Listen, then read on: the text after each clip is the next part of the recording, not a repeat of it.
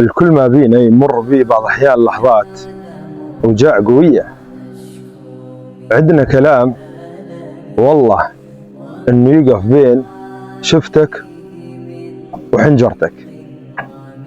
والله إن ظهرت وندمت، إن ظهرت وسولفت به للناس، وإن كتمت تألمت ألم قوي. والله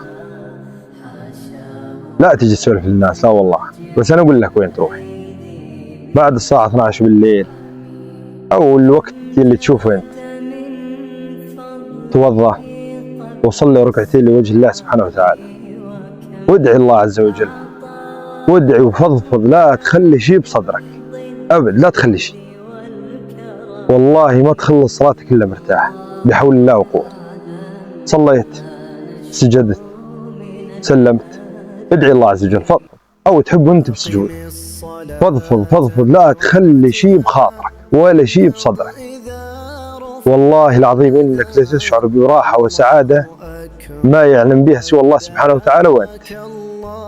يعني تيجي عند الناس بعض الأحيان عندك هموم الدنيا كلها، تيجي تسولف وتفضفض يقول لك أوكي تمام حلو، يعني ساعدك أو طيب خاطرك ببعض الكلمات حلو.